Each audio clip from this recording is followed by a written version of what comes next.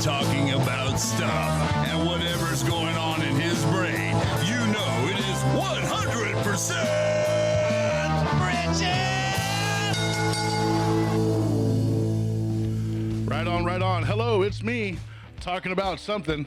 So I wasn't here last week. I didn't do a podcast last week. That's because I had this great opportunity to take my kids out, and two of my kids and my wife, we drove across country all the way to North Carolina to drop off my daughter who moved out there with her husband. Yay, right on, right on. And so we took her out there. So we had this amazing trip. And you may go, man, I'm driving from, I live in California, so that's literally across the entire nation. And you would think that smart people would get like a hotel, and 3 or 4 hotels along the way. Not us. We didn't have time for that. We had to get there and we had to get back. And and our finances weren't quite there. So, but I will tell you this, it was one heck of a trip. So we drove round trip, we drove over 6,000 miles, and there and back, and we had quite an adventure trying to stay awake. We got to see a lot of truck stops and a lot of bathrooms. We didn't really stop at a bunch of stuff, but we did take an opportunity. I don't know if you're following me on Facebook. There's a picture of me spray painting 100 on the bottom of a vehicle, and that is located at Cadillac Ranch in Amarillo, Texas, right off the I-40 on one of the frontage roads there, Route 66. And that has been a dream of mine since the first day I saw it. I think I saw it in an ad or something like that, and learned about Route 66 and went, man, that's something I so wanted to take an opportunity to do. So we got there, and we didn't have any paint with us because they let you spray paint on these cars, on these Cadillacs, right? And so as we're walking down there, I was kind of like, man, we should have stopped at a store, but that would have been this much longer, and so on and so forth. And this person just goes, hey, you want some spray paint? I said, yes. So she gave me a can, and it just happened to be red. So it was perfect.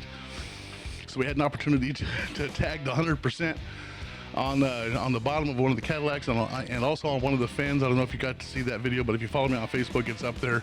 And so it's really kind of cool to have that opportunity. And this trip was just very tiring. I'll be honest with you. 6,000 miles, 4 drivers on the way there, 3 drivers on the way home, and it was tough. It was a tough drive. But I'll tell you something, God is so good that even when things are tough and difficult to get through, his word tells us that he will he will rebuke the devourer for our sake. But there's one way that he does that, and that's if you're a tither. So I'm really glad I'm a tither because I drive a Ford, and it's a big white truck, like a work truck. And so I drive this thing, and we suddenly get the news that we have to go to North Carolina. We're like, okay, what do we do? And so I go out and I check my oil, and I realize I haven't changed my oil because of the COVID-19, and I haven't really bothered. I'm not driving anywhere. I'm not doing anything. So I haven't really bothered to go do that. I'm like, check my oil. I had a quart in there. So I'm like, oh, this is horrible. This is not maintenance. That's not how you maintain your vehicle. Don't do what I do.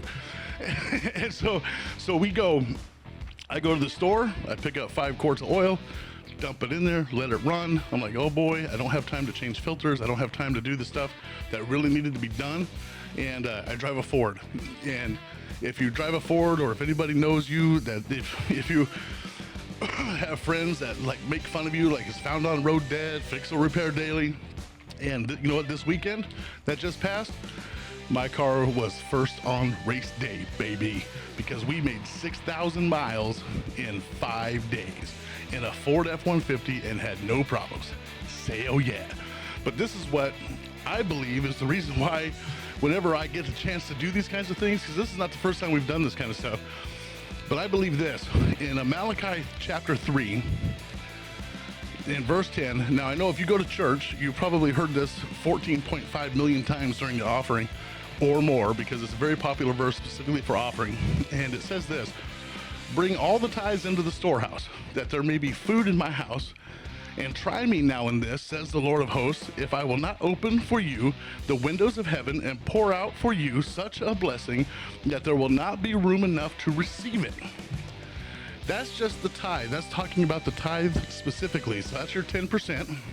And I know some of you are going to go, why are you talking about giving? Well, You don't have to give to me. You don't have to give to this podcast. You don't have to do any of that kind of stuff. I'm not asking for my sake. I'm telling you for your sake, because the next verse tells you this: and I will rebuke the devourer for your sakes, so that he will not destroy the fruit of your ground, nor shall the vine fail to bear fruit for you in the field, says the Lord of hosts. And I truly believe that when stuff like that happens, you know that there's a super good chance your car is gonna break down because you haven't been maintaining it properly, you haven't been doing what it takes to do it, and you suddenly gotta drive 6,000 miles. Somebody's got to take care of you. And I believe that's God. And I believe that there's a purpose behind giving. And it's not just to receive back. It's not about the blessing. It's about the opportunity to give and to know in the back of your head that the overflow of that is the blessing that comes along. So I don't know. I believe I've always been a giver in some way, shape, or form. And in that sense, where, I tend to be generous with my stuff. I tend to let people borrow stuff, keep stuff, give away stuff, all those kinds of things. And in my eyes, I kind of look at it from that point of view. It's not necessarily just giving your 10% of your money, which is, this is specific about, that's the tithe is your 10%. But it's having a generous heart, and it's having a generous feeling about you. It's about being able to help somebody, give them food or toilet paper or whatever in, like, say, this COVID-19 time frame. And so those are the kinds of things that giving, really, generosity really starts to function in your life. It's even though you're giving it away, you start to see these things kind of manifest in your life. These good things start to manifest. I'll put it to you this way. So I get home, I think we got home Tuesday afternoon. I slept for 2 days. You would too.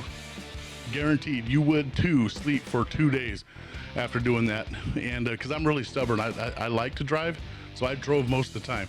So yes, I slept for 2 days. I was swollen up from eating bad food and all that kind of stuff. And then so today, I get myself situated. I'm gonna get ready to do this thing. I'm gonna pay some bills on my computer. And I get into my office, just like this, and I look at my computer and it's got a white screen, crashed. Just a brick. So my MacBook just bricked out. So I guess over the weekend, my hard drive decided to fail. And now I'm like, how am I gonna do this thing tonight? How am I gonna pay my bills? I do a lot of stuff online. And I'm really just kind of lost.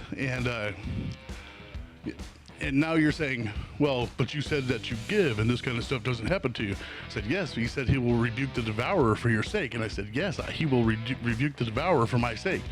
So you know what I did? I got up and I went and bought a new computer. All right. Just so happens the funds were there to be in my bank account by this time to buy a new computer. So I got this new laptop over here that I get to use. I'm gonna have to learn Windows 10 because I'm switching from a Mac to a PC, cost effective. So, and I just kind of look at it from that point of view as, hey, you know what? Things happen in life. Things get difficult in life, and we really just have to learn to roll with it. And guess what? If you're a giver, you really don't have to worry about it. And I think to me, that's a big deal. And I know to a lot of people it's a big deal. And maybe you're not a churchgoer, maybe you're not a believer, maybe that's not something, but you realize that if you just were generous with your stuff and helping people and those kinds of things, you'll start to see some great things happen in your personal life, because it's a biblical thing, and that's how it works. It's a biblical truth that if you are a giver, things return to you. So I just wanted to give you that. I had a great time over this trip, and my daughter's safe in North Carolina. We're all safe coming home, and great things are always going on. Just sometimes we have to stop and look for them.